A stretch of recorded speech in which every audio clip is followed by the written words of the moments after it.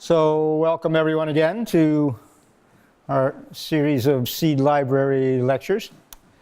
A few familiar faces, a few new faces. We got a few more professional growers here. Good to see. For those of you who are new, who haven't been here before, this is a series that we initiated in conjunction with establishing a seed library here at the Wheeler Library. And the seed library is open to anyone. It is a collection of seeds that have been primarily donated. Some of them have been purchased. And we are trying to encourage people to grow, just grow for one thing, but also to grow out some plants and grow the seeds to maturity and then return them so that we can make them available to more people. There are a couple of advantages to this system. One of them is that it makes having a garden much more affordable for some people. It also helps to promote a more ecological method of distributing seeds. And it helps to promote plants that are better adapted to our specific location, our climate, our environment, the geology that we're working with. So plants, as they grow year after year in the same place, they adapt to it. And we're hoping that in the long term of this project, one of the results will be that we'll have plants that are highly appropriate for growing in this area. So that's how this all started. My name is Bill Paradis. For you who don't know, I have been involved with food. Actually been involved with food since I've been born. But professionally, I've been doing it since I was 16, which is 42 years, long time. And I've been a professional grower for almost 30 years. And right now, I work as a consultant. I work with some small farms, some schools, some nonprofit organizations, some growers, gardeners, and primarily my interest is in promoting highly productive, efficient, preferably organic gardening methods, farming methods, and an emphasis on season extension. It's my particular belief that one of the ways that we make a better food system is by growing as much of our own food as possible. It used to be that in New England, we could feed ourselves year-round without going to the grocery store. There's no reason why we can't do that now, and in fact, we should be doing it better than ever. There are some very simple technologies that make it possible for us to start our vegetables early and keep them going much later than used to be the case with very, very simple technology. Fabric and a plastic and a little bit of metal can have you harvesting right up until December or January, and then resuming harvesting in March.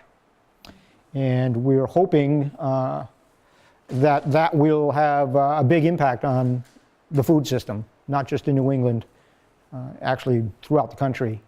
But in New England, we're particularly, actually all over the northern part of the states, but in New England in particular, we have some significant advantages that can be had by doing season extension. So that's kind of where my focus is. I particularly like working with nonprofit organizations. I like working with, for the last 5 years, I've kind of focused on working with low-income populations, people who have the least access to healthy food and the most need for it. And I'm seeing more and more that organizations are aware that food insecurity is a really tough battle. It's not really getting better as quickly as we would hope it would. Part of that has been the economic difficulties that we've been going through over the last decade or so, which hopefully are coming to an end. We're going to stay away from politics and prognosticating, but it's a big issue. And there are a couple of issues related to it that people aren't necessarily aware of. When you think about low-income populations, their access to food is very often limited not only by money, but by the ability to grow their own, or by what are called food deserts. They live in low-income areas where grocery stores just don't want to be there. There's an issue in Hartford right now with the baseball stadium. Part of the agreement that was made with the developers, when they brought in the stadium, they would also bring in a grocery store. They couldn't find one that was willing to do it. This is in Hartford, you know, it's a pretty big population. But the grocery stores think that it's too much of an investment for the demographics that are there. So Hartford is, in fact, in one of the richest states in the country, one of the worst places for food insecurity. The same is true as Bridgeport, New Britain, New Haven. It's really kind of tragic that that exists in Connecticut. But it also exists right here. Craig will attest to the fact that in New London County, there are hundreds and hundreds of people, hundreds of children who aren't getting the nutrition that they need. The other issue there is that affordability. I'm sure if any of you have been to the grocery store and compared the prices between organic food and conventional food, it's significant. And there are reasons for that, primarily because of labor costs, but there is some taking advantage that goes on there. For low-income people, that makes it really difficult to have healthy food. So the issue that they run into is they have to buy affordable food, and very often affordable food is ramen noodles for 10 cents a pack. There's no nutrition there. You know, all it does is fill you up. And what your body does is says, I'm full, but in fact I'm still hungry. I have sufficient quantity, but no quality there at all. So you eat more. Your body just tells you, I need more, even though you're full. And what happens? Obesity. What happens? Diabetes. So it's really important societally for us to be aware of what really nutritious food is, and the best way to get it is to grow your own. There's no question about it. So we've been doing that, hopefully for the last, what are we now, 7, so 4 or 5 months. Most people in Connecticut start seedlings, if you do alliums, probably in February. If you do tomatoes, probably in March, you start those indoors. And with any luck, you've been doing that all along up until now. The best way to keep your garden going is to keep planting seeds, because as you harvest things, you're opening up space, and you want to keep that space full. That's not easy, especially if you've been trying to start seeds in the last couple of weeks when it's 90 degrees every day, and we have no rain. So what I want to talk about tonight is how to deal with summer. There are a couple of issues that happen in the summertime that don't happen at other times. There's heat. There's drought. There's insect pests that aren't necessarily after the plants, they're after us. And there's groundhogs and other livestock that aren't invited, aren't welcome in the garden, but seem to welcome themselves. So I'm sure there are other issues, and I typically preface all of my talks by saying, as I'm talking, please don't feel like you're interrupting. Raise your hand if you have a question that's pertinent, because the only way we can address things, I don't think of everything by a long shot, but people bring great questions up, and it's really important to get them out while we're on topic, because some people are shy, they just don't want to ask. And some people don't know that it's a question that they hadn't considered. So it's always helpful to have people just participate. So let's start with heat. How do you beat the heat? Personally, for yourself, the best way to deal with it is to start as early as possible. It's not always easy, but It's definitely worthwhile. I like in the summertime, I'm usually up before sunrise, and so that I can get out there as soon as it's light and get to work. There are a lot of advantages to it, not least of which is that it's quiet and peaceful, and it's actually really, I find very therapeutic to watch the sun come up and to be out there while it's happening. But also, it's cool, and you can get a lot more done in the cooler parts of the day. Most of my farming and gardening experience has been in plots that are 2, 4, as much as 10 acres. And that's a lot of ground to cover. So when it gets to be 90 degrees at noontime, you don't want to be out there. It's just, it's not healthy, it's not productive. You stop being efficient. So the best thing to do is 5 to noon, you've already got 7 hours in. Obviously you can't do that in the fall, but you don't need to, it's not that hot. But the sun isn't up until 7 or 8. So in the summertime, take advantage of those expanded hours and take a siesta when you can. This is frequently the outfit I'll wear, something similar to this. I do wear shorts a lot, but I prefer long sleeve shirts. And in part because if you're out there every day, that's just too much sun. But also it keeps the bugs off, and I just soak my shirt down. I just take the hose to soak myself if it's getting hot, and that makes a huge difference. I'll also take a bandana, soak it, tie it around my neck, and when it gets dry, and it does get dry, I just soak it again. It's really, really important to stay cool. I have this great little hat with a flap in the back, covers my flap of hair, but this too is very cool, light, vented, and it keeps that sun off the back of your neck. When I'm working, I do a lot of work on my knees. I do a lot of work with a hole kind of bent over.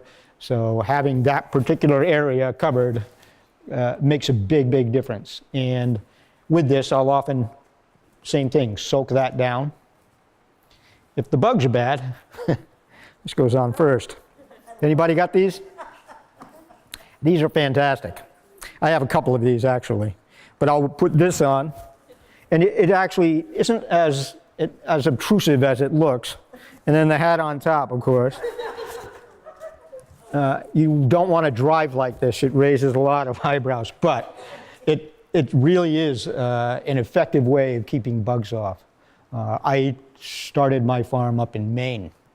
And I don't know if anybody's ever been out with black flies for any significant amount of time, but they will drive you mad. Mosquitoes, deer flies, horse flies, they got nothing on those little black flies. But they're all annoying, and they're all also, they'll drag you to a stop if you have to endure them for too long. Staying hydrated is enormously important. Usually in the morning, I'm definitely a coffee drinker. I have my typical pot of coffee in the morning, which is probably excessive, but the rest of the day, I'll probably drink at least a half gallon of water every day. At least a half gallon of water. And I'll probably drink something else cool as soon as I get out of the garden. So staying cool is, to me, the primary thing. Avoiding the bugs is the secondary thing. But you also have to do that for the plants. We talked a little bit about bugs the last, it was, I guess 2 weeks ago, or 2 months ago. Was it that long ago? I guess it was. But the same things apply. Your garden needs water like crazy. And right now there's actually a water shortage. Westerly and Pawcatuck have asked people to be frugal, and it's good advice for all of us. But one of the best ways to do that in the garden is to water in the morning. And what happens is the sun's not that hot. Typically, there's not that much of a breeze. So most of the water that you put down in the morning is actually going to sink into the ground. So it's the best way to save water when you need to irrigate. The second best thing to do is, after you irrigate, If you don't have mulch down, put mulch down. When I'm planting in the summertime, I'll open up the bed, bare ground, seed it, water it heavily, and then mulch it heavily. And what happens is when you put the mulch down, the water will sink into the ground, but it'll only go so far, and it'll start to transpire up. But as it comes up to the surface, it hits the mulch, it condenses there, and it drips back down. It keeps the water right where you want it, right where the seeds are, right where the roots are. It's a much better way of conserving water than just going out and watering every day. It'll save you an enormous amount of time, it'll save you weeding, and it'll save you an enormous amount of water. And up until last week, the grass was growing pretty well. One of the best mulches in the summertime is grass clippings. Best not to put them down when they're green. It's best actually to either leave them on the lawn and let them turn brown and then collect them somehow, or to put them, if you have a bagging mower, put them in the paths of your garden, and as they dry out, move them over onto the beds. You don't want them to be on the soil when they're green because they tie up a little bit of nitrogen and they create heat rather than absorbing it. Grass or hay, once it's dry, turns light brown, and it tends not to accumulate too much heat. So your plants, for the most part, will be grateful for that. There are some plants that like this weather. If you have okra, collard greens, sweet potatoes, most of the melons, tomatoes, peppers, eggplants, all of them thrive in this heat, but not without water. So that combination of having it as warm as possible and right levels of moisture is quite important. Now, that being said, there's always the issue of tomatoes. We seem to talk about tomatoes every time. Tomatoes are, they're a very resilient crop, but they have some finicky characteristics. And one of them is that they like steady water. Whatever they've been accustomed to during their seedling stage, you want to kind of maintain that. It's what they get used to.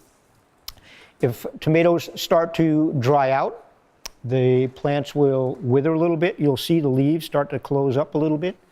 They can handle it, but it slows down the growth a little bit. More importantly, if they get too much water all at once, what happens is the plant will absorb it. They're like, hey, it's an abundance of water, but they send it to the fruit, and the fruit will crack. And I'm sure you've all seen it. It's like you get one thunderstorm, good heavy soaking, and the next day you've got all kinds of cracked tomatoes that looked absolutely beautiful the day before. So in that case, the best thing to do is pick all your tomatoes. Pick as many of them. Once they start forming color, when you pick them, you twist the stem so it's got a little bit of that stem on it. Don't pick them without the stem if you can help it. And they will continue to ripen. What I usually do is, when I was harvesting commercially, I had those big bread racks, the big plastic bread racks you see at the store. But any kind of shallow box, best in a single layer, and lay them with the stem side down. They don't need to be in the light, they can be in the dark. Some people prefer to actually put them in a paper bag. When they're ripening, they produce ethylene gas. And this is what is used to artificially ripen things for commercial growers. So, for instance, those bananas you see in the store that are coming in green, if they want them to ripen on the boat on the way up, they'll actually introduce ethylene gas into the storage. So they'll have some of them coming green, some of them will be half green, and some of them will be ripe and ready to go. But tomatoes, as they ripen, will produce that. If you put them in a closed container, they'll ripen that much faster. For those of you who have planted an abundance of tomatoes, and I know that's a problem a lot of us have, when the seed catalogs come, it's hard to say no sometimes. And you may have far more than you need.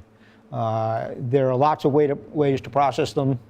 If you have determinate tomatoes, they all ripen at the same time, which is ideal for processing. A lot of the plum tomatoes are determinate, and that makes them, it's like, okay, I've got 50 plants. They're all going to be ripe in the same week. We're going to have 150 pounds of tomatoes or more. That's the week you make tomato sauce.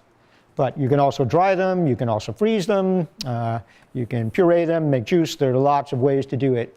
But that season is just starting. I'm seeing a few tomatoes on my plants. I know at Coogan Farm we're just starting to get deep into tomatoes. But it gets to a point where you're like, what do I do? Could you explain determinate? Yes, there are two types of tomatoes, determinate and indeterminate, two types of growing styles. So determinate tomatoes all ripen at the same time. So typically they'll have a cluster of fruit. They're essentially all the same size, and they'll all ripen within a week or two.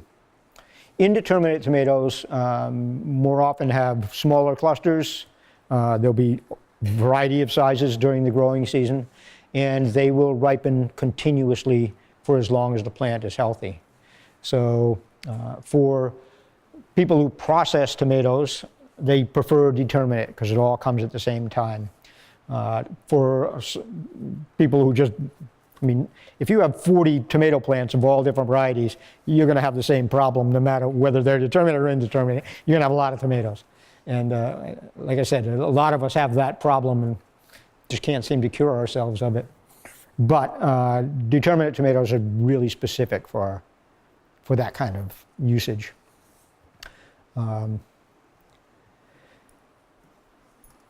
Other plants that, tomatoes are really the only one. Melons have some issues with getting too much water in heat, but not much. They like a lot of water. It's not typical for them to run into problems with splitting. Cucumbers can have some issues. The other thing that happens in the summertime with heat and water is blossom end rot. You may have noticed this it'll be on the end of squashes quite frequently. You'll find it on the ends of tomatoes. So the fruit looks beautiful looking at it from the top, but the end where the flower was will start to rot. And that is blossom end rot. When you see that, the best thing to do, just take that fruit off the plant. You can cut the bad part off and still use what's left. But it is very often caused by having irregular water and frequently just too much water all at once. There's not much you can do about it if that's what the weather brings you. But mulch will help to mitigate that problem. Mulch will disperse and slow down the water when it hits the soil and seeps in. So mulch is a really good method of at least slowing that down. It also, in the summertime, if you have a lot of fruits, it happens a lot with cucumbers, but also with tomatoes low on the vine. If they're in contact with soil, you can introduce a lot of fungal problems. Mulch reduces that as well. So mulch is a good friend in the summer. Pests in the summertime are another issue. We talked about it a lot with row covers being my favorite method. Has anybody seen any tomato hornworms yet? I haven't seen any yet. They're right around the corner, I know, but I haven't seen any yet. Cabbage loopers. We should be getting into our second, maybe even third instar of cabbage loopers. So you're going to see those a lot. A lot of people have been using BT. You find it in Dipel and Safer. It's a good treatment for cabbage loopers, but only in the caterpillar stage. So if you see them, or if you see the moths, which is typically what you see first, BT won't affect them. It will affect the caterpillars. The downside of it is BT degrades in heat and sunlight. So you get about 24 hours of effectiveness out of it, and then it's done. So the time to use it is when you see the caterpillars themselves. And it may take a spray or 2 days in succession. And that will frequently wipe out the caterpillars that you're seeing and that are doing the damage.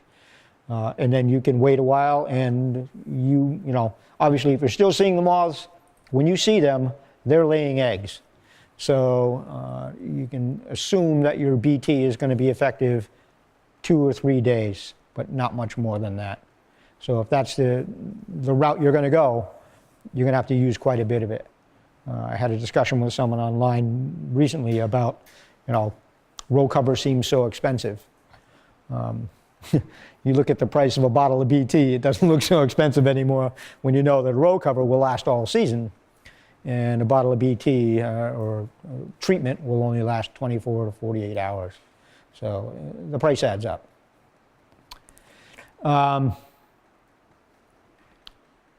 The other issue that we see a lot in the summertime is animal pests and birds.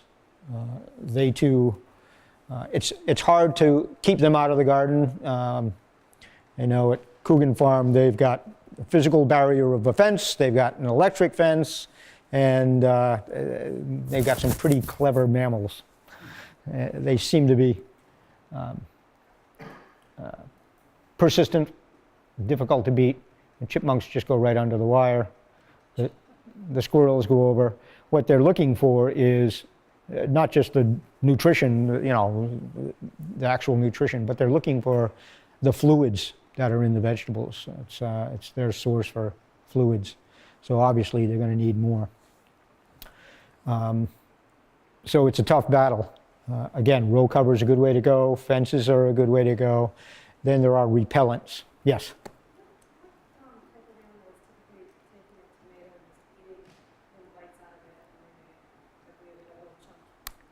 Typically rodents. Could be chipmunks. Most likely it's chipmunks. But birds do it too. Yeah, some birds do it too. I went to the Mystic Garden on Sunday and found a blackbird in a have-a-heart trap.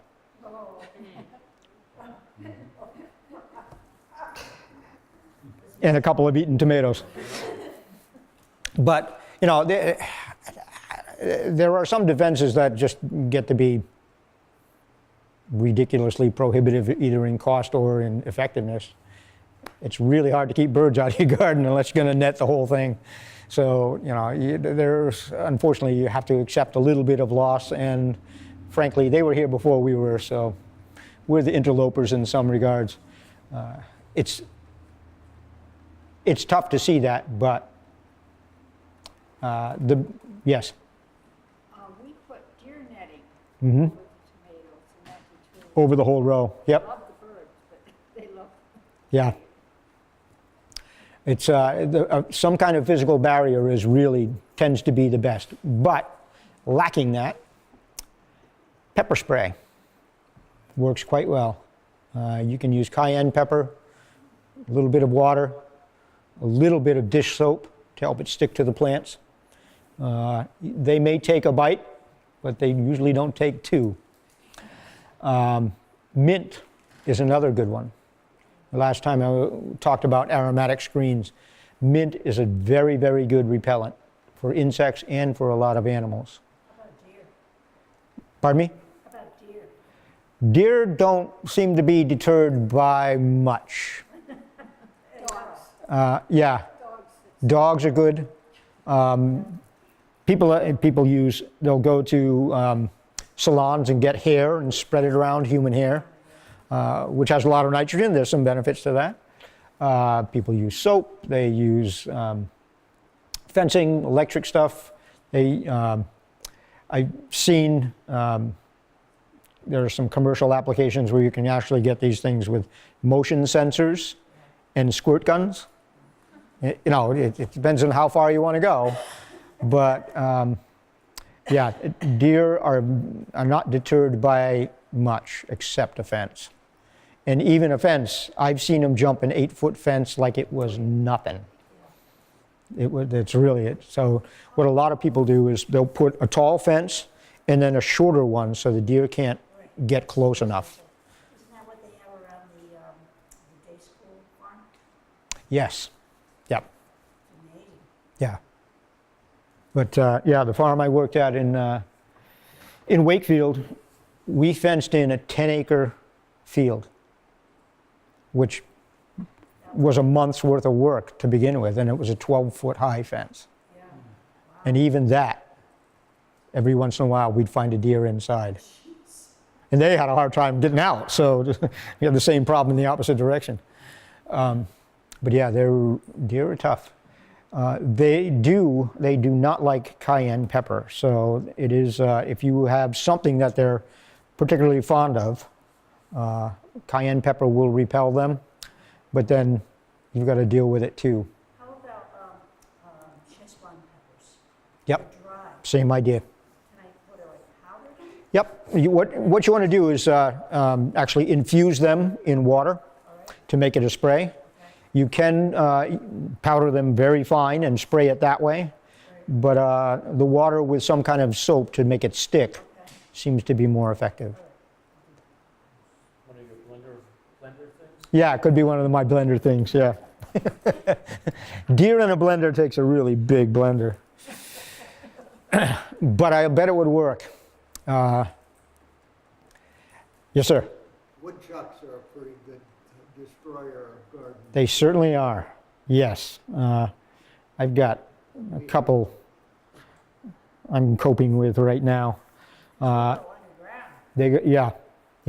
and they are voracious. They'll eat an enormous amount. So the best method to deal with woodchucks is to relocate them, Yeah, we did that. either physically or spiritually. They're really tough to deal with. I'm not averse to dispatching them. They're not on the endangered species list, but if you're working in a nature center, that's frowned on sometimes. Can't do it. I know. Gonna give them a big kiss. Yep. You can relocate them. Some animals don't survive relocation. Raccoons are a good example. If you put them in the wrong place, they'll be competing with someone else and they rarely survive. There are a lot of animals that are territorial. Woodchucks seem to be pretty adaptable.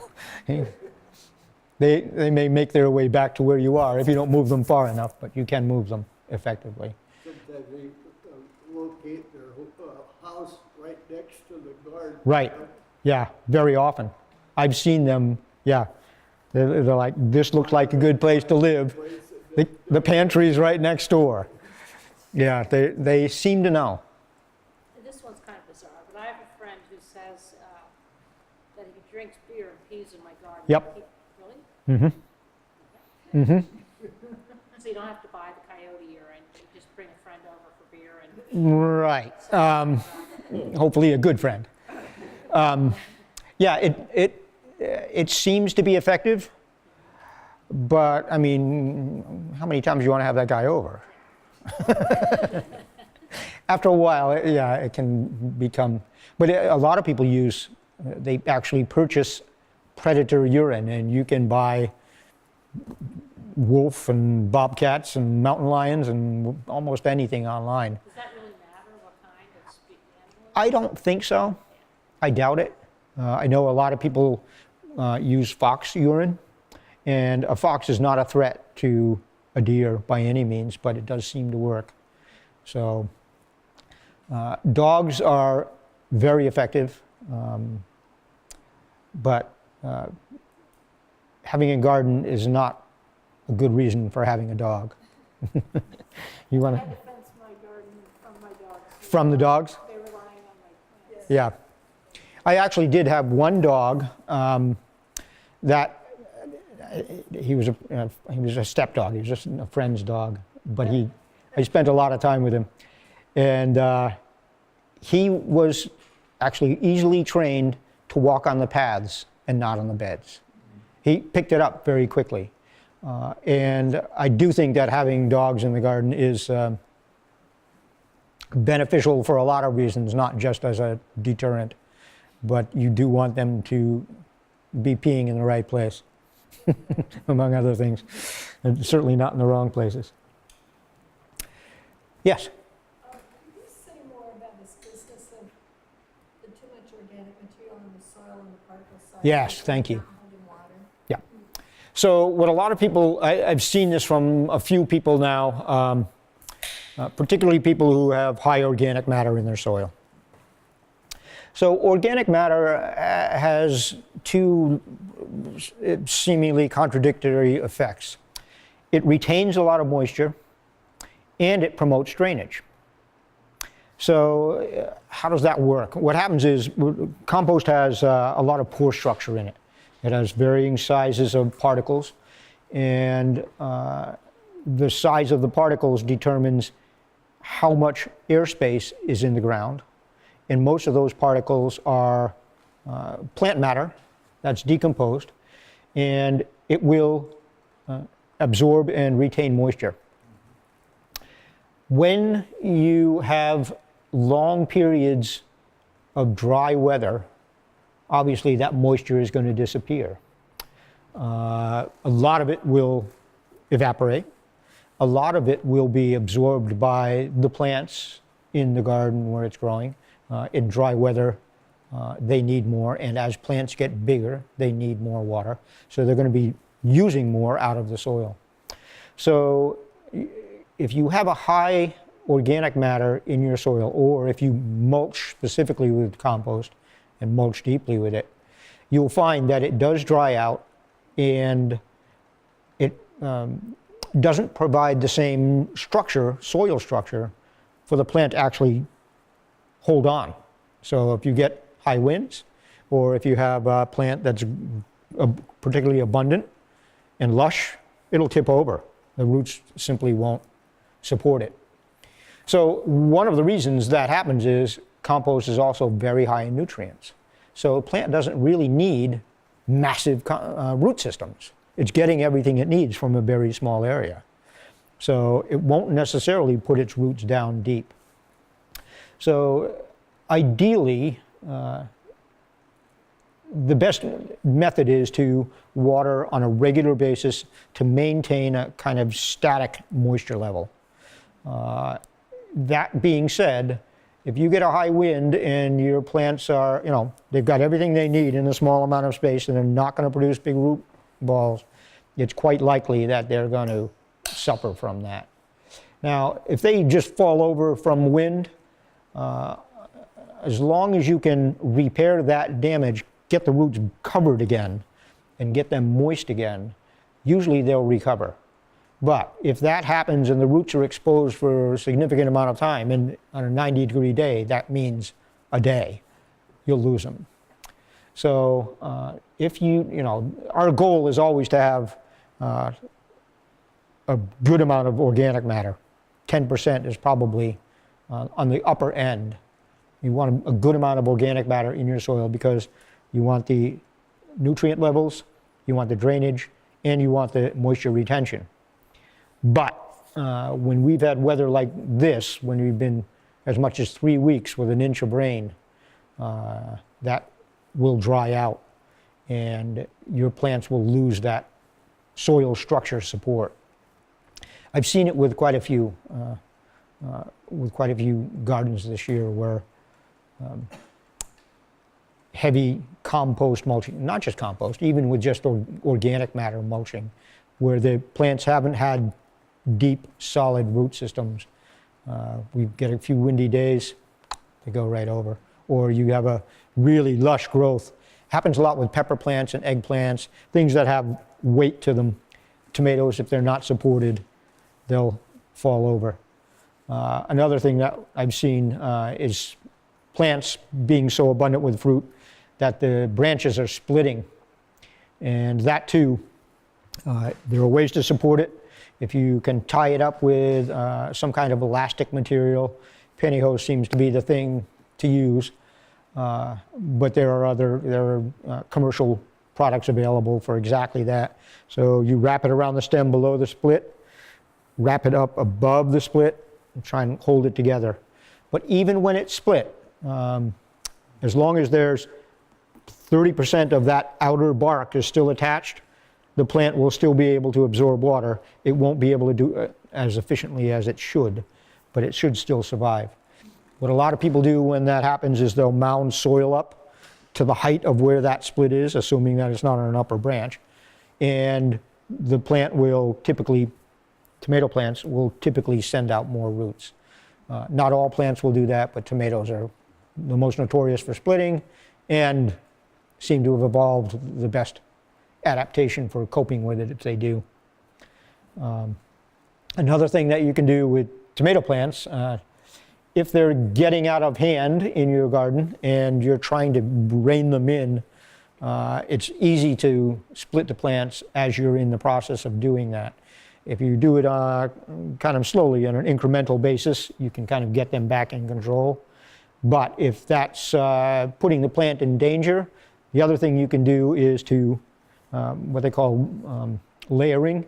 You can take the branch, lay it on the ground, put some moist soil on top of it, and allow it to root there. So you've got the base of the plant here with its roots. The branch comes out, lying on the ground, put some soil on top of that, and it'll root again. So it has a secondary access to nutrients and water, and you provide it with a little bit of support without risking breaking it, trying to lift it up back up in the air.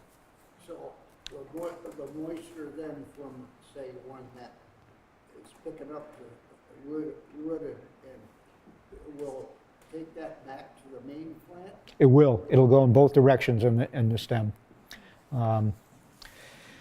It's one thing that people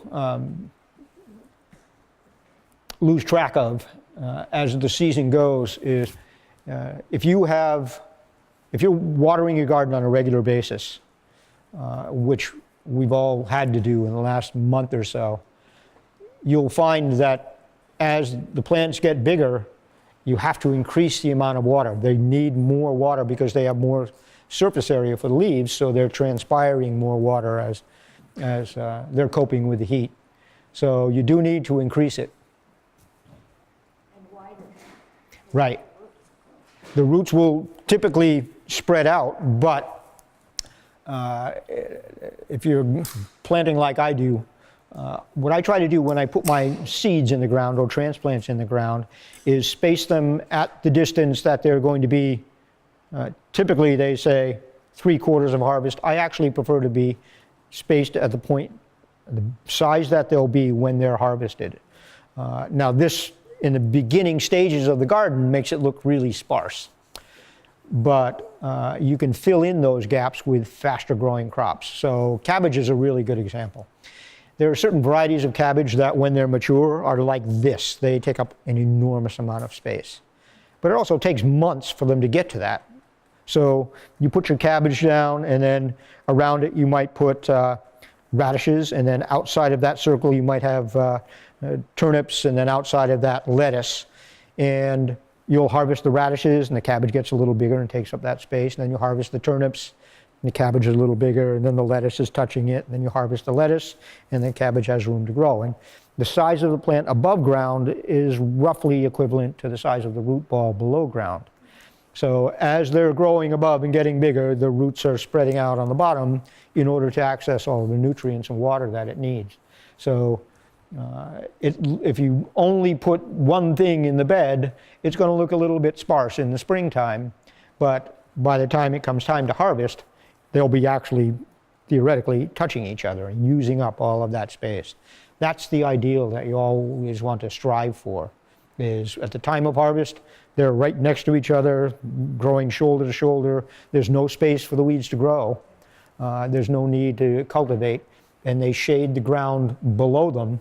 So the evaporation problem in the summertime is limited to where the soil is exposed. A lot of people use mulch, but a lot of people also use what's called a green manure or a cover crop. One of the best ones is white clover. Wild white clover or Dutch white clover. If you have a bed that you're putting, say, pumpkins in or squashes, that will vine out, and they'll take 30 square feet when they're fully mature. If you plant Dutch white clover in there, it will sprout a little bit slower. It's a slow grower, but it makes this nice green mat. It produces nitrogen. It doesn't use a lot of water. It actually tends to conserve water. And pardon me? Lots of bees. Yes, lots of bees. There are lots of real advantages to it. And it makes this nice little cushion for your melons and pumpkins and squash to grow on, keep them up off of the soil. So it's a very effective way of kind of maximizing the benefits of having essentially a living mulch. I have a question about Yes, sir. clover. I have a garden at the farm Yep. community association. We have 4 plots and one of them's a fallow plot. So last year I planted clover in the fallow plot. Mm-hmm. And this year when I went to try to work it, I had clover coming up from the roots everywhere. And so I'm not a big fan of clover anymore. I think I've finally gotten to the point where I'm over that hurdle, but Yep. is What- there something that I should do to, What kind of clover was it? I don't know, Hmm. what was available to us, So I don't know the answer. there are a couple of issues that arise with those, with that method. And one of them is there are some clovers that will winter kill. They won't survive the winter. And that's the ideal. But a lot of those clovers that won't survive the winter with the idea that, you're going to plant them, you're going to get the nutrients there, it's going to die back, and you're going to have this dead mulch. But if they go to seed, which may be what happened, then they're going to re-sprout in the spring. It never died. More luxuriant. Uh, And I was turning it under, I had that problem. and I started pulling all the roots out. Yep. So the best, some crops for the wintertime are better than others. You probably got an abundance of nutrients out of that and an abundance of organic matter. But it became a weed. So the best thing to do is, as soon as you can get out there, to start to kill it then. And then if it is growing beyond the season when you want it to be, keep at it and plant a later crop there. Or cover it with an organic mulch that That Dutch white clover that you mentioned, is that not winter over? it tends not to winter over, and it's very easy to manage to keep it from going to seed. A lot of people use crimson clover. That will actually re-sprout from the roots. So that one can become a problem. Thank you very much. But I think in October, if I remember my calendar right, we're going to talk about cover crops. Maybe we'll do it actually in September. It might be more appropriate. But there are some that are better than others at different times of year. Right now, if you have a crop that's ending its season, buckwheat is one of the best things to plant right now because you'll get a lot of growth and it will actually mature in 3 or 4 weeks in this kind of weather. So you can get a lot of organic material in a very short amount of time, replenish your bed, and still have time to plant something else for the fall. What I try to do with managing a large group of beds is the beds that I want to use first in the springtime, I'll plant with oats because I know they're going to die. And they'll grow up to a certain level, the frost will kill them, they'll die back, they'll create a nice mulch on the ground, and then in the springtime, the stems will degrade right at ground level. You just take a rake and you rake them off, and you've got beautiful bare soil ready to plant. There are a lot of people use winter rye. Winter rye grows late into the season, adds a lot of organic material, but it starts to regrow in the spring.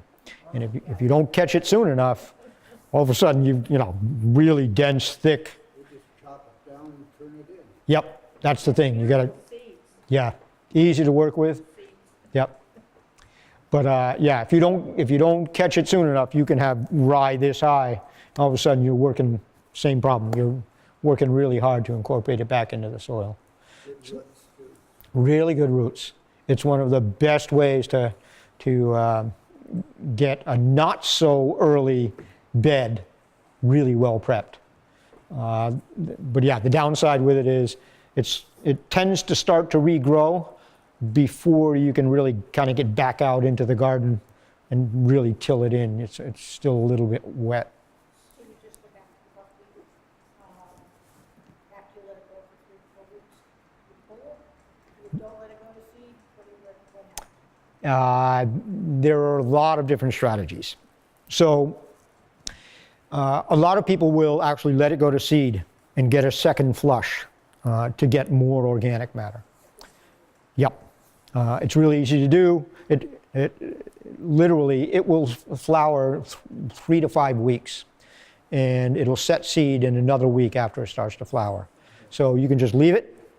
The seed will fall to the ground, regerminate, and the plants will die. They'll actually make a mulch for the seed, so it kind of perpetuates itself. You can mow it at the time that it's in flower. That'll kill it. You can, at that point, till it into the ground. If you're going to do that, you want to do it before it starts to seed. So as soon as you see the flowers, you mow it and till it in, or mow it and leave it in place as a mow. And the roots will decompose, the leaves will decompose, and it'll add a lot of organic matter. I have a question about how you can take these ideas though and put them to a smaller garden. My garden's only about 40 by 25. That's not small for a lot of people. Short strips. Yep. Instead of doing, a big long run, because I live on a hill, Mm-hmm. and I can't do long because that would be going up and downhill. Yep. And I found from experience that doesn't work. No, you want to Plants follow the are so contour. good. So are you planting in rows or in beds? I'm planting in rows that are almost like raised beds. Yep. I've tried to do, the downhill side is where I planted potatoes, and I actually did a big pilling with the idea right across so that when we get rain, It captures it. stop the rain, the water from, just washing out. Mm-hmm. And that's worked pretty well, but I would like to be able to plant something in the fall that I could just go and lightly fork or add other organic material on top so that I could just plant and not worry about tilling the soil every year. Right. So what you want is a winter kill cover crop. Oats would be a good choice for that. Okay. It is a problem. Managing cover crops and green manures gets really tricky. It's always tricky. It doesn't matter how big or small your garden is, it's always tricky. There are a lot of variables involved. But in a small garden, it can be particularly tricky because you're likely to be depending on all of that space being productive all the time. Right. So rather than doing a cover crop, a green manure is a better approach. And that would be something that is growing in the bed at the same time that the crop is there in most cases. So white clover, again, is a good one for that because it doesn't grow tall. It's not ideal in a situation where we're growing salad greens or smaller plants, radishes or carrots that don't have a really tall. What about beans, like bush beans? Beans typically don't need a cover crop because they're producing nitrogen already. They're better off having a mulch. So the other thing that you can do in the fall, rather than doing a cover crop, is to mulch heavily with leaves, and particularly shredded leaves. If you have a lawnmower with a bagger, it's ideal for that. When the leaves are down, instead of raking them, mow them and collect those. Typically, I would actually save them in a plastic bag or a garbage can until I'm ready to use them. But you lay them down 2 inches thick on the bed. And come springtime, you can just rake those off. Actually, just rake off the little area where your seeds or transplants are going to go, and then rake it back over. And Doing layers, like I've read about doing layers. the lasagna gardening method? Yeah. It's good. Again, it's difficult if you only have a little bit of space. because the process of decomposition tends to tie up nitrogen. It tends to slow down germination. If you have an area where you can kind of dedicate it to lasagna gardening for a specific amount of time and then top it with soil and plant, then you're fine. But if your space is limited, it can tie up a lot of ground. So I've done it, I've used that technique, but I happen to prefer composting separately and actively somewhere close by to the garden, but not inside it. What about fresh manure layer with the leaves on top Yep, in the fall, that works. in the fall? Yeah. Okay. Because the rule of thumb is variable.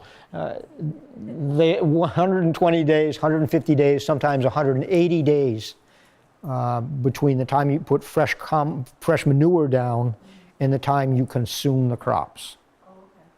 So in the summertime, fresh manure will decompose much faster, but it's pretty tricky to keep that away from crops that are edible in less than 120 days. You know, that's almost all the salad greens are what, 45, 50, 60 days at the most. Very few things need 120 days. Parsnips are one of them. So if you're using fresh manure, it ties up a lot of ground, except if you put it down in the fall when you're not using that ground anyway. So that's the best time to do it. It does slow down the decomposition, but you know, our winters are a lot more than 120 days. So if you put it down in October or even November, it should be free of any pathogens by the time you're accessing it in the springtime. So the other thing that you mentioned, building that hill at the bottom of your hill is a very, very common practice in what's known as permaculture. So in permaculture, what you're trying to do is, I don't want to say manipulate, but take advantage of the natural topography of your garden. So you would build a swale, which is, you would actually cut out a little area, and then a mound. And the swale is where the water will accumulate, and the mound is where it will disperse to. So it's a great way of managing water by banking it in the soil right where you need it to be. And for people who are gardening on a slope, it's a very, very effective method. And it doesn't take much of a slope. It could literally be like that. Yeah. And there's always runoff on a slope. So if you have those barriers set up throughout the garden in places where it will capture water, that will have significant benefits in times like what we're going through right now. It would be nice to have some water to see if it really does work. Yes, wouldn't it? But I'll bet if you dig into the side of that hill, Yeah. you'll find that the soil is moist. It is, yeah, surprising. And you know, on the uphill side of that, you might dig down 12 inches before you start seeing significant amount of moisture in the soil right now. We're fortunate because we have cool mornings where water will condense and the fog will actually add a significant amount of water. You don't really notice it, especially if you're not out there at that time, but it really does make a difference. So we're lucky to be where we are. I know a lot of inland places, Massachusetts, upstate New York is really suffering right now.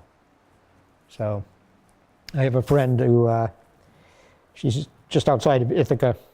She's a seed saver. She works with the National Seed Bank. She works with Seed Savers organizations. She has a lot of kind of precious and rare plants that she's trying to propagate, and she's on 4 acres and really struggling.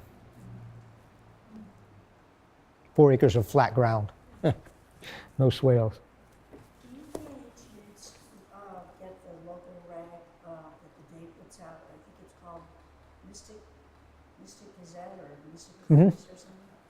Well, last week they had an article, and I take I sort of feel that this woman has missed the point of what's actually going on climate-wise right now. Her whole article, and she works for the Connecticut Extension Service. She writes a regular article for this paper, and it was all about watering your garden and how many inches to put on your garden or your lawn. Mhm. And I thought, she doesn't get it. She doesn't get the idea that water is finite. And, you know, one after another, he said, you know, Pawcatuck and Westerly, and then there'll be all these other towns in line for,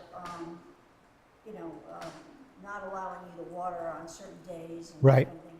But, you know, this is something that's real, and it's something that's happening now. Absolutely. And she has the responsibility to educate people, you know, because she's an extension service, and say, hey, people, don't do lawns, or don't plant, you know, those annuals that are so thirsty all the time. Right. And here's a list of plants you could use that, you know, you could walk away for a week and they'd still be fine. Hmm. And I just thought, boy, she's missed the boat. There's a lot of that. And I'm not going to badmouth the Extension Service, but there are plenty of opportunities to do that. I have a question about mulching. What it is I do a lot of composting. Mhm. And I've got a bin that's partially rotted down, mainly leaves. Yep. Open, hickory leaves. Can I use that as a top layer? Absolutely. It, Absolutely. I didn't know whether it would absorb too much of the nutrients and as an example, nitrogen, and it keeps decomposing. Well, leaves aren't so bad for that. Mostly wood is bad for that. Would be out. Wood is a good mulch, and that nutrient depletion happens only at that fine layer where the wood is in contact with the soil. So if you incorporate wood chips or sawdust into the soil, then it will slow down the nitrogen availability for the plants. But if it's just on top, it's just at the soil line where that depletion happens. With, You can even use like chainsaw. yep, as long as it's on top. And then after it's deteriorated for several months to a year, then when you incorporate it into the soil, depending on the size of it, the smaller the particle, the more quickly it will not have those negative benefits. Leaves have so much pore space in them. It doesn't seem like it, but they actually have a lot of pore space in them.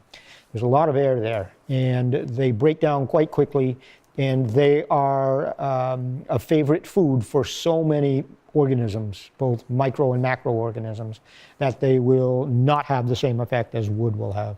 Wood is primarily decomposed by fungi, and leaves are fungi too, but also a lot of living, moving things. So they'll break down pretty quickly. So if you use them as a mulch, again, the most important thing is to try to have a small particle size. If they have been decomposing for a while, they're a little bit friable and crumbly, then it's ideal. Just lay it down on top and that's fine. And you'll get the benefit of moisture retention and impeding the weed growth. So it's well worth doing. Green matter, fresh leaves or fresh grass clippings and that sort of thing, they will also decompose, but as they're decomposing, if they're fresh and green, they're actually producing gases that are not good for the plants. So preferably being at least slightly decomposed. Yeah, tan turning towards brown is the best way to go. Thank you. Yes. Could you talk a little bit about what we should be planting now for fall? Good. We are just about, typically the planting season for crops in September, October, November start being planted now, first week of August to maybe the first week of September. After that, you're getting a little risky. So what I do is you take what's considered to be your first frost date in your area. For us, it's typically the second week of October, give or take. I tend to favor on the far side of that. We've certainly had plenty of falls recently where we don't see a frost until the end of October or even into November. And I think it frequently pays off to be optimistic. So consider that your last date for planting. Not necessarily for harvesting, but actually for planting. So garlic being a good example, I frequently plant my garlic after we've had our first frost. And it's possible to do with quite a few things, especially if you're using some kind of season extension. If you're using row covers, if you're using any kind of fabric or plastic as a barrier to cover your beds in order to extend your season, it's not uncommon to plant in October and have something available in December. So that being said, you figure that last frost date, and then you look at your seed packet and it says 70 days to maturity or 80 days or 45 or whatever it happens to be. So if you can do that quick math, subtract those days from your first frost date, that will tell you the last feasible planting date for your crops. So I typically put in a lot of carrots in the first week of August. I'll do a bunch of different varieties. They might be the little round ones, the name of which is escaping me, which are like 50 days. Or they might be a storage carrot that might be as much as 75 or 80 days. But I'll plant them all in the same week, all in the same day sometimes. So what that does is give you a staggered harvest from that 50-day first ones, which will be coming out end of September, to the 80-day ones, which will be a storage carrot, which can live in the ground even after the frost, well after the frost, that you could be digging up in January or February. So, pardon me? We've done that with a lot of leaves. Right. Keep the frost. Yeah. Keep them up with the leaves. It keeps the frost out, and it keeps the soil so that you can go out there, even when everything else is frozen, you kind of plunge your fork in, lift them up, they're beautiful, and they're actually tastier. A little bit of frost goes a long way to making them better. So, yes, sir. Got kind of a related question to the earlier one, but is there a decent reference about, you could look for, soil temperature and germination? I've had some lousy success in terms of having soil too hot to germinate. Yes. Well, it may come in later, but at the same time, it's... Yeah. Johnny's Seed Catalog has a really good chart. They also have it online. And you bring up a really good point, and this is related to what you can start now, is the soil temperature is the primary determinant of germination. Secondary is moisture, and it's not unimportant at all. But soil temperature is what determines whether or not certain things will germinate at all. So that being said, it's really hard to cool off your soil sufficiently in July and August. And again, the best way to do it is mulch. But in this case, you want it relatively light because you're trying to promote germination. So what I do, for instance, when I plant carrots, prepare the bed, sprinkle the seed on top. I actually cover it with a paper mulch. And I water it hard, paper mulch over the top, and I leave it there. Anchor it down, just leave it there. Are you trying to shred it or like? Nope, a roll of paper. Oh, okay. Yeah. And what happens is it creates that moisture barrier. With the changing temperature at night, the water will come up out of the soil. It condenses on the paper, drifts back down into the soil, condenses back up again. It keeps the water right where you want it. And it, assuming you're not using black paper, it will actually keep the soil cooler. You can use white paper, I use craft paper, but it's not hard to find paper in rolls that you can just lay out like that. It'll degrade fairly quickly, and within 10 days, you lift that paper up and you'll see you've got beautiful germination. And it works really good. It does work pretty good. Did you take it off after about 10? Yep, yep. As soon as you see the little roots starting to come out, the radicals come out, then you take it off, and ideally sprinkle grass leaves, or grass clippings or hay on top. Again, something to cover that, give it some moisture retention, give it some temperature protection, but also those little roots are particularly susceptible to ultraviolet light. So keeping them covered will give you a much better germination rate. But it's very, very tricky to plan your fall planting in a way that you're able to compensate for the heat that's necessarily there when you're doing that. So again, some kind of hay or straw are the most common ones. Grass clipping is a good example. Leaves are a little bit darker, but if they're shredded, they'll still work. Shred them fine, and just sprinkle them out over the bed, and they'll retain the moisture. You'll get that germination, and the plants will survive that tough time. They're most vulnerable when they're germinating. Once you get past that hump, plants are remarkably resilient. Obviously, when they're really young, their roots are small, they don't have access, they can't just find moisture anywhere, it needs to be right where they are. But they'll grow quite quickly in these conditions, and their roots are seeking out water. So as long as you're keeping them going reasonably well, you're going to get a good survival rate.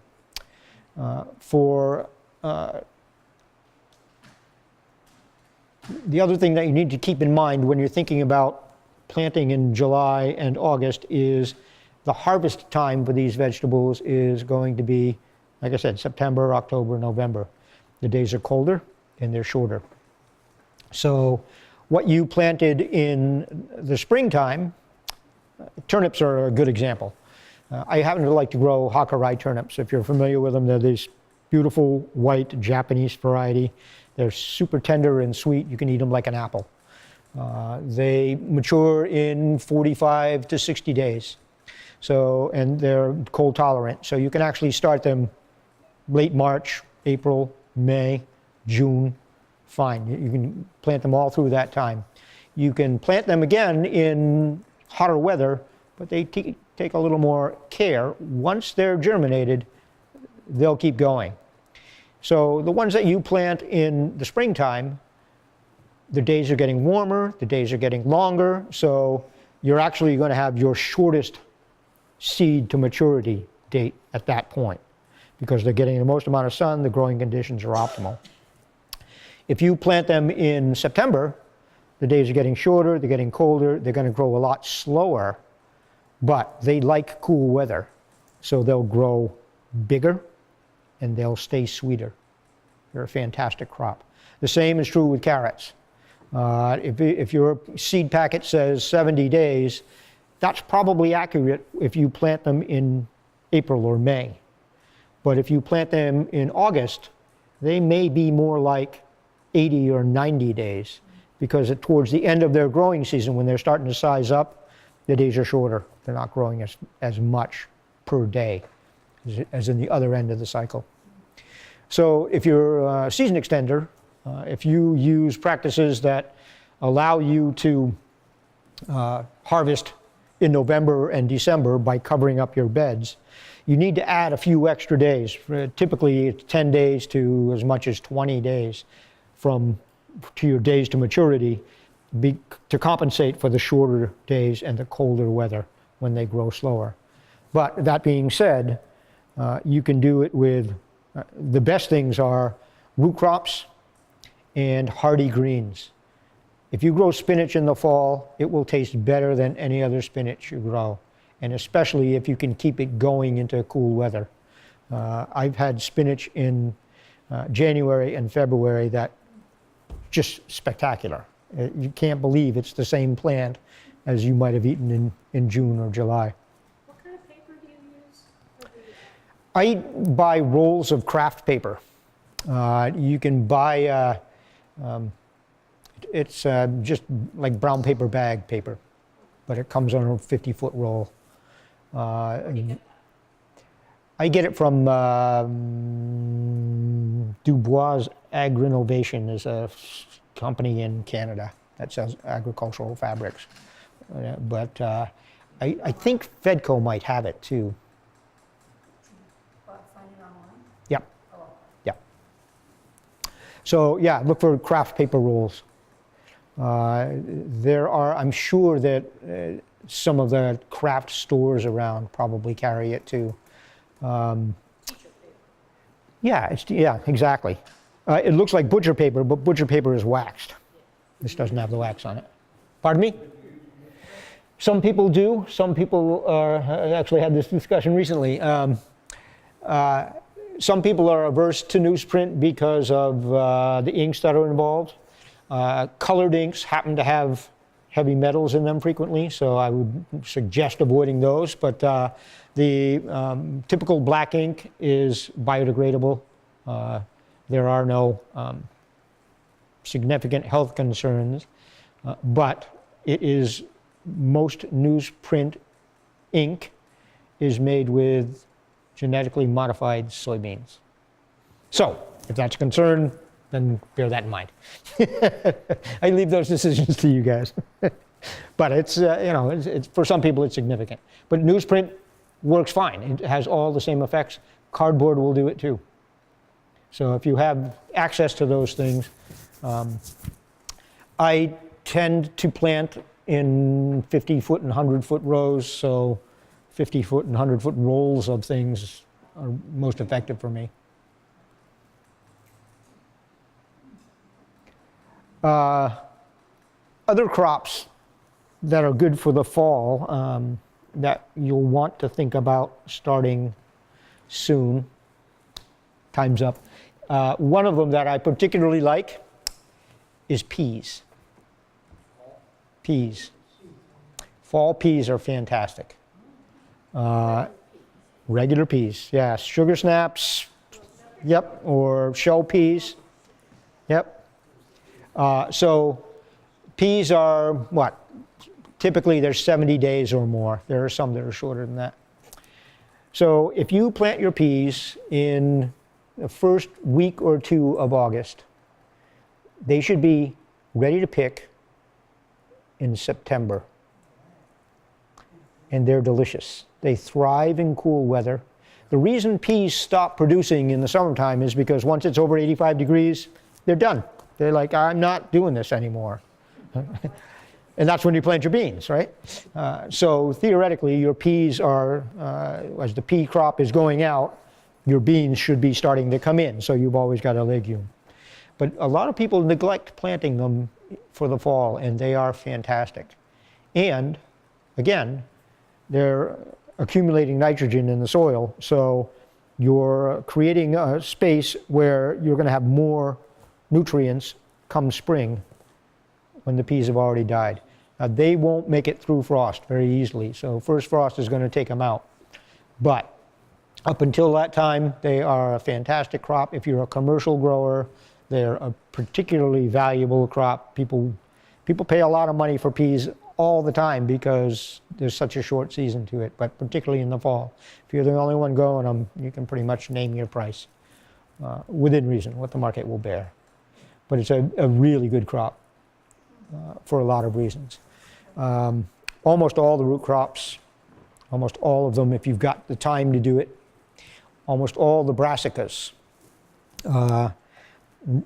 Late cabbage is great to plant in August. It loves cold weather. It'll survive several frosts. Broccoli is fantastic in the fall, and you don't have the loopers to worry about. You do have more deer pressure. They're starting to get a little more desperate to get fat, but all of the brassicas are really great in the fall. Arugula. Don't they need lower temperatures for germination? Some of them do, not all of them. Yeah, well, basement, if you've got light, you can do that. If you have light, you can do that. You can germinate in the basement. A lot of people do use the basement just because it's cooler, but then you can go too far in the opposite direction because typically most basements, if they're not conditioned, you're talking about 55, 65 degree temperature year round in New England basements. So it can actually be too cool even in the summertime. Open up the bulkhead, get some fresh air in there and you'll probably be fine. But kohlrabi, I don't know, does anybody grow kohlrabi here? Yeah, it's fantastic in the fall. Really, really good. A lot of the brassicas tend to be a little bit sweeter, a little bit less of that bitterness. And like I said, you're past most of the pest pressure. So you can get really fine crops. Lettuces are next to impossible in this kind of weather unless they're particular varieties that are adapted to heat. But in the fall, I've grown heads of lettuce that weighed 4 or 5 pounds. It can be beautiful in the fall. So don't neglect that, but the time to plan for that is now, and the time to plant is in the next 2 to 3 weeks, and then further on. There are lots and lots of things. If you look through the seed catalogs and look at maturity dates, you'll see that there are an enormous number of crops that are 50 days, give or take. So there's a lot of growing season left. The downside to that is that a lot of these crops don't necessarily store well. So you're talking about eating fresh. Kohlrabi is one that you can put in your cellar and it'll keep for a while. Cabbage will certainly keep for a while. If you do fall potatoes, carrots will keep both in the soil and in a root cellar or in a refrigerator for a significant amount of time. Certain root crops. Leaf crops, not so much, with the exception of spinach, which can be frozen. Most leaf crops, even though they thrive in the fall, they're kind of tough to preserve. The only other thing that I want to talk about was this is the time of year to be preserving things. It's often kind of a, it's not easy to be canning tomatoes in August, just because it's not a cool project to get into. But pesto, making pesto, now's the time. You should be making pesto every week right now. Basil plants, if you see any flowers on the top, pinch them off. They'll continue to grow. They'll make branches lower down. So now is the time when pesto making season starts. A lot of people grow basil here, I would hope, assume. So the best way to harvest it is the plant grows on a primary stem. It sends out opposite leaves, and then inside those opposite leaves, branches will grow. If you pinch off the top, it will encourage the branches as opposed to the leaves, so you get a bushier plant. So when that happens, all of a sudden you have a bunch of branches. Reach down into the plant and pinch off the branch just above where the leaves come out. So you have a long stem, couple of leaves, couple of leaves, couple of leaves in the top of that branch. So what that does is it gives you a long stem that you can take and put into a shallow amount of water, and that will preserve the basil for a long time. If you cut it off above that, then the leaves are immersed in the water. As soon as they get wet, they start to decompose. Basil does not like to be wet, but the stems will absorb the water. And what that does is, when you pinch that off at that point, the new branches will grow out right from there. The part where it's pinched off will heal very quickly, and you get the same thing, more branches. They'll have a nice long stem when you pinch them the next time. Eventually you get this dense, bushy little plant. I had basil plants last year that were 3 feet high. They were like this big around, and just, it looked like a hedge. They were fantastic. And one plant would give me 3 pounds of basil. They were fantastic last year.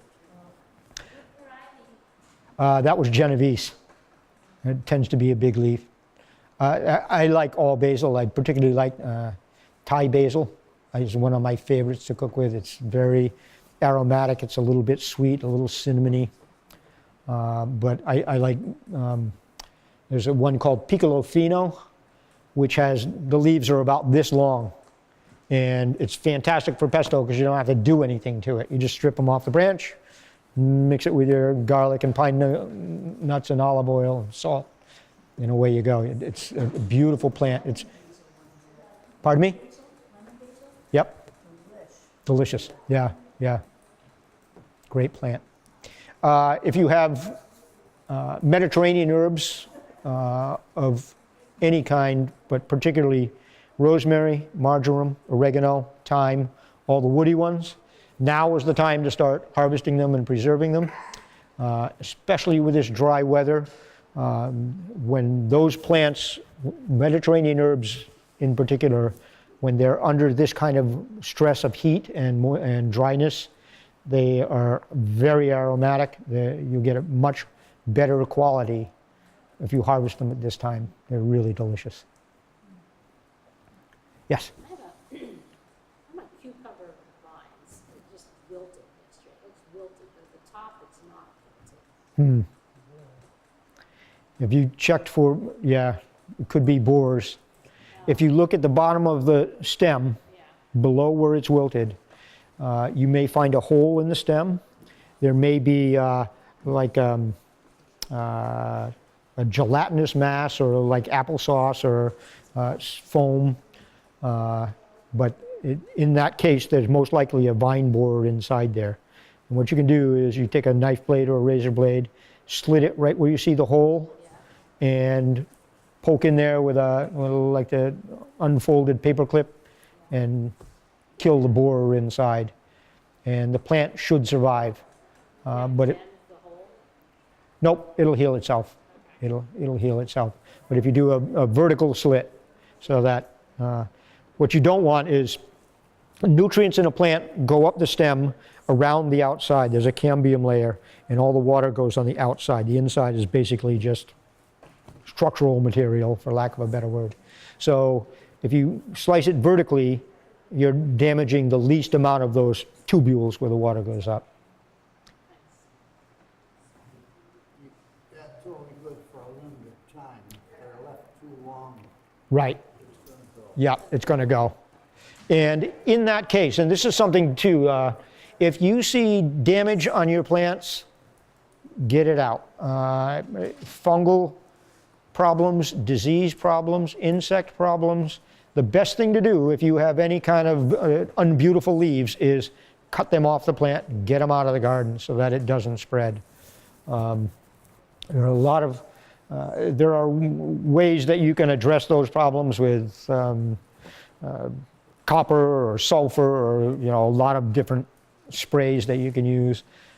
If you want to avoid that expense, and if you want to avoid that introduction of, let's say, less edible elements into your garden, the best thing to do is to just keep it clean. If you see any kind of damage to the leaves, just take them out of the garden.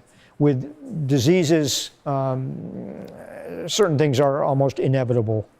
Powdery mildew on squashes is one. It's like, it's next to impossible not to have it.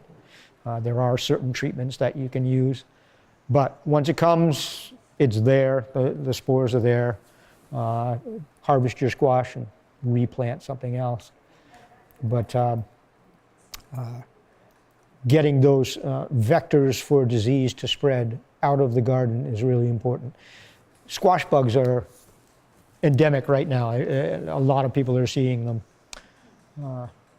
And the problem with squash bugs, part of it is that they're eating the plants, but a more serious problem is that they spread disease. That's a bigger problem.